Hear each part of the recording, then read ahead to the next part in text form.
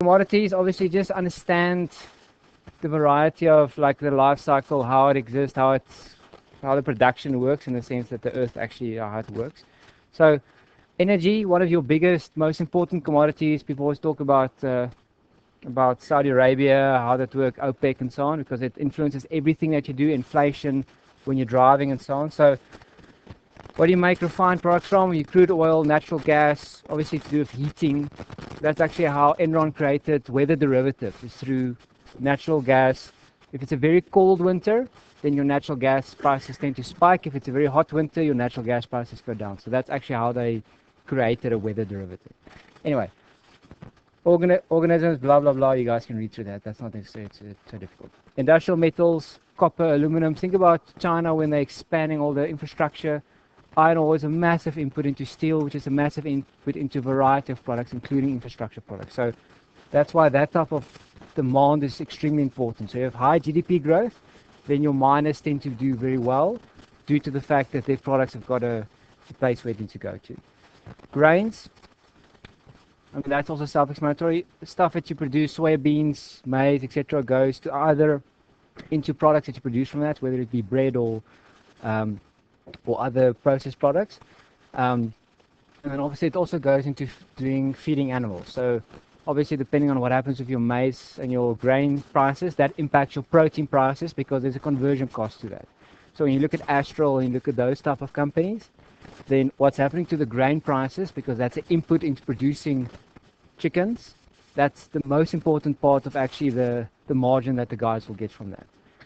Livestock, you guys know that, sheep, cattle, etc. Precious metals, that goes into certain electronics, or it might go into jewelry. And then soft, that's your sugar, your cotton. I mean, one thing, for example, on the soft is, obviously you guys know about the sugar tax. That's had a massive impact on the sugar industry because people are trying to avoid that type of tax. Okay. In the life cycle, energy, drilled, tap, or whether it's maybe maybe do fracking or any one of those things. Obviously, it's got a much longer life cycle. So over the long term, your supply can change. Over the short term, it's much more difficult to change that. So what tends to happen is, if there's a massive disruption in Iran or in Saudi and the guys are not pumping as much oil, then obviously the oil price tends to spike. And it's usually just a feeling for the market. So if the Saudis are going to cut their production, then what tends to happen is obviously the prices tend to go up. And it's quite interesting because you can see the incremental, every, let's say they pump $1 million barrels per day more, that makes a massive impact in the price. And there's a certain price that those guys tend to want. Okay. Industrial metals, once again, it goes into a variety of stuff, whether it be your cars, whether it be stuff we have around here, the buildings and so on. Grains, I've already said that. Guys, industrial metals, just to focus on that, that's obviously a big mine. So to put all the capital down to mine that stuff takes quite a while. So it's not once again, not a quick thing that you can switch on. The life cycle of grains is every in a year, there's a specific planting season, and you've got all these crop estimates that come through. So that's obviously depending on your population and whether there's a drought and all that type of stuff. Livestock, variety of production times. So chickens are like I think it's 21 or 27 days, depending on the genes that you have. Cattle and sheep, a few years, and obviously hog production, as a hog producer will say, 3 months, 3 days, 3 months, 3 weeks, and 3 days. Okay, not necessarily that is, but you guys, I don't know if you guys see the thing in China where they cull like a third of their hog livestock. Do you guys see that? That's going to have a massive impact on the soybean export in Argentina and the US. It's quite a big thing. It's going to drive protein prices and all that stuff. So watch that space. Precious metals, same. You can store it for a long time. Soft, you can't store for too long. There obviously is a time period for that. I can go through that. And then, what's the difference between a commodity and a capital asset? Guys, a capital asset pays you to hold it. I've got a property, it pays me rental. I've got a bond. If it's a zero coupon bond, it's still increasing in value, but if a bond pays you interest or a coupon of some sort. If I've got a stock, then there's either capital appreciation or obviously they pay you a dividend. If you have a commodity, the price of the commodity is determined by the demand and the supply and demand curve and so on. So that's the big difference between the two. So valuation is very, very different when you look at the two. Okay. Market participants, you guys can go through this. If you're a hedger, if you're Tiger Branch, you need a crap load of wheat to make your Albany bread. You're going to buy the stuff forward because you don't want too much variability in the pricing, because you're setting your prices at a certain time in the market. Okay, sometimes you can push it through to the consumer, other times you can't. The main thing is you need to secure your supply into the future. So you're short whatever commodity, you could go long into the future, and that will be for physical delivery. That won't be fun, just cash settled. Speculators, obviously, they'll take the opposite side because I think maybe they'll go up or down depending on which side of the thing they go into, which side of the future they go into. Arbitrages, they just try and make a risk-free profit. So depending on shipping costs and all that stuff, they might be able to get that. Just as an example for that, if the forward oil price 1 year out is $80 a barrel, currently it's 72 spot price, so it's in contango. We'll get to that now. So $80 a barrel, your insurance and your shipping and your storage costs and everything for that year is $4 a barrel. So let's say 72 plus 4 is 76. Then what you're going to do, you're going to sell forward and you're going to buy in the spot and put it in storage, and then eventually after a year you're going to deliver it and you make a risk-free profit of $4 a barrel. Okay, there's a lot of guys that do that with these huge oil barges on the ocean. If they worked out, they've got a good rate for the storage and the insurance and stuff. If that forward curve goes out of kilter, they just do that. They just buy this or rent a ship for a year, put a bunch of crude oil in that thing and just wait for it. That's easy profit for the guys. So that's what a lot of the guys tend to do. But obviously, it's not always that easy because you need the contacts. But people that would be able to do that, for example, will be Glencore because they've got all the contacts and know exactly what's happening in the market. Okay, commodity exchanges, exactly what it is. Just like the JSE, just for commodities. So CM, Chicago Mercantile Exchange, or ICE. You also get the London Stock Exchange. It's also got the LME, London Metals Exchange. Okay, commodity analysts, they say, okay, there's going to be so much production of iron ore, so much demand, work out how many additional capacity the mines are going to go for, whatever. They just work out what the supply and demand is, and they work out what I think the price is going to be at that point. And then the regulators, the US has got the Commodities Future Trading Commission, and they basically regulate the stuff. Okay, that's actually your calculation for your forward price. It's a little bit different to your level 1 thing because now we're using continuous time, and we've got a slightly different way that we're working out the forward price. So first things first, your future price is equal to your spot price. And when you use continuous time, it's going to be your risk-free rate, which is probably your 10-year or 1-year bond or whatever. They're going to give it to you in an exam.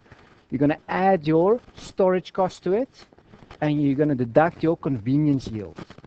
Okay, that's quite important. So the U is the storage cost. And remember, storage costs are not just to physically store it. There's additional stuff to that as well, whether it be insurance or whatever. And then the convenience yield, the best theoretical example I can give you is that if you're a jeweler and you need gold, you need to be long gold. If you don't have that gold, you can't make the ring that the customer wanted immediately. So it's almost like a stock out, the benefit you get from holding that commodity. Okay, so for Tiger Brands, the convenience yield to have that wheat is important because they need it to produce their products. Okay, and then obviously they've got the time component as well, whether it's 1 year out, and that's times T. That's where the T comes from. Okay, everybody get that?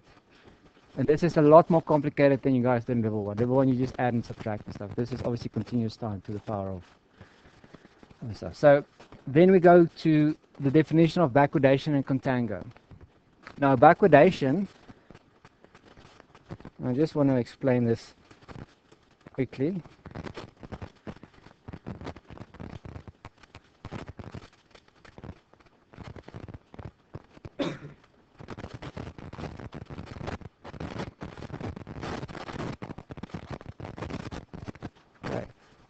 I like using knickknacks. Okay, so 1 day forward. This is in backwardation. This is in contango. Okay, contango means that your future price is above your spot price. Backwardation means your future price is below your spot price. That's not rocket science. Now, what is a bit more difficult is that how does the roll yield work? Now, if you're a commodity trader or you're a commodity investor, what you would tend to do, you would not buy the physical commodity, you would do this through futures. You would roll the stuff and all that thing. So when it comes to commodities, you've got three returns. The returns that you have, okay, that's a bit later on. But the returns that you will get is you'll either get the spot return, you can get the collateral return, and you can get the roll yield return. And either of those can be positive or negative. Your spot return is the change in the spot price of the commodity. So if you took out a forward that you want 1,000 barrels of oil 1 year out, and the spot price changes, and obviously that if the future curve shifts in parallel to the spot price, then that's either going to be a gain or a loss. If you're long and the spot price goes up, great for you. Okay, you're going to make money on that thing. That's the spot price change. The other one that you get is you get the collateral return. The collateral return is because you enter a future, you are putting down collateral because that's what the clearinghouse or whatever if you're doing OTC, that's what the bank requires and so on. So future or forward, depending, obviously future is on the exchange and forward is obviously with another counterparty. Now, so you put down the collateral, and that collateral gets the risk-free rate. Now, let's assume we're in America, not in some of the European countries where they've got negative yields, then that collateral will get a positive return, whether it be, it's like a JSET, like a JSE trustee account. You get 5% or 5.5%, depending on what the broker that you're using takes as a spread. So that's your collateral return. So that's how much and I'll give it to you, it's usually the risk-free rate. Okay, you guys understand that? That's the margin you put down. Then the last one, which is the more tricky one, is the roll yield. Your roll yield in a forward market that is in backwardation is positive, and your roll yield in a forward market that's in contango is negative. Let me explain that. And that's where I get to my knickknacks example. Okay, let's say T1 is 1 day forward, tomorrow. I go into a forward contract with one of you got, well, let's say a bank, they're into knickknacks now, I want to buy my knickknacks for 80 Rand tomorrow. Okay, so it's a forward contract tomorrow, I sign it today. 1 day passes, now I'm on 1 day passes now it goes from Saturday and we're now on Sunday. Okay, 1 day passes. Spot price for knickknacks is 90 bucks. I'm paying 80 bucks. What did I make? 10 Rand. Okay, it's not physically settled. I want it cash settled. They give me 10 bucks. Because what I can do is I can either take physical delivery for 80 Rand and I can sell it in the market for 90 Rand. Okay, that's the easiest example that I can give you with regards to roll yield. Because the alternative way, and the way that you should theoretically think about this, and the way that the textbooks and stuff will say it is, if I use the same nominal and I roll it forward the same contract, I can get more contracts. Okay, that's a little bit more tricky if you think about it, but that's why I like my knickknack example, because it's a very easy way to think about it, that you made 10 bucks. If it's other way around, you would have lost 10 Rand. Okay, does that make sense to everyone? Okay, the way that they will ask in the exam is going to do with forward contracts and what the quantity that you can get and stuff. What will happen is that we went into 1,000 oil contracts at $80. The year pass for 3 months, and then you're going to roll it again. After that, that's currently the forward price. If the forward price is still the same or it's lower than the spot price, and you roll it, you can get more contracts for that notional, which means that you're going to make money. That's basically what it means. Okay, because if to get the same exposure, you're taking money off the table. That's profits. Okay, everybody get that? Okay, because that's the most tricky thing here. We went through this. Yeah.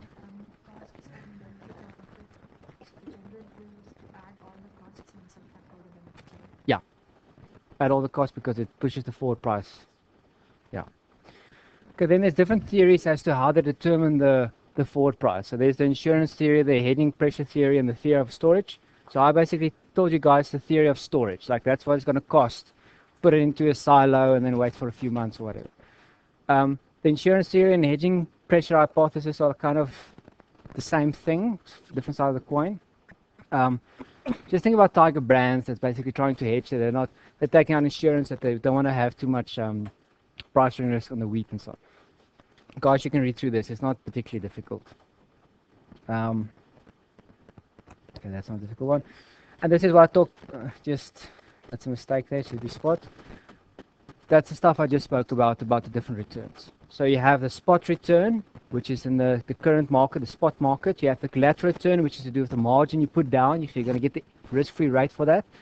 And the most complicated one is the roll yield, which I explained with my knick-knack example. Okay. Did everybody follow that? Backwardation to a positive roll yield. That's extremely important. Here's let's go through an example. An investor has 1,000 long position in a futures contract that he would like to roll. The current contract, near term, are priced at $20, where further term contracts are priced at $15. Which transaction would the investor need to execute to maintain his current exposure? Okay, so obviously it's different prices, so you're going to buy, so sell 15 near-term contracts and buy 67 long-term contracts. So that's to get the same notional amount, because obviously the pricing is low in the longer forward than the nearer term one. Okay, so that's how they get to pay. Okay, because the pricing is higher. Okay, so you're going to have more oil exposure, but the same notional exposure. On the backwardation and the roll yield, portfolio manager wishes to roll over a future contract of Western Texas Intermediate crude oil.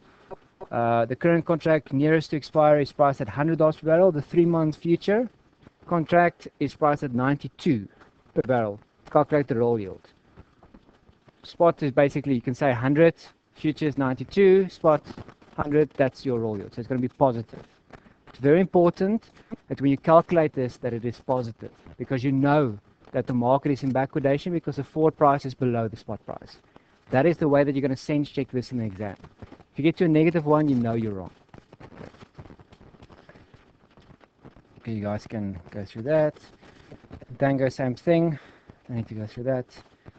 Okay, and then this is a bunch of derivatives and stuff that you can go through. You guys can go through this. Have you guys done derivatives yet?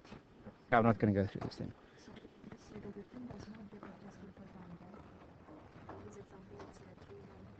No, it doesn't. It's just a once-off thing. There's no time in calculation. Okay, and then the different indices and stuff, the Goldman Sachs Commodity Index, etc., etc. There's a variety of different ways that they would constitute those or construct those indices. Some of the stuff is about how each commodity is, how much is produced in the world of that, or consumed, or anything like that. Sometimes it's just a specific type of commodity. Let's say it's only energy. You guys can read through this. They're rebalancing maybe every quarter, the third Thursday. It's quite basic. I mean, I don't think it's particularly difficult when it comes to this. So just basically how they construct the stuff. And that is commodities. Any questions, guys? Did you understand the roll yield is the most difficult part of this thing? If you understand the roll yield, then you're gonna do fine.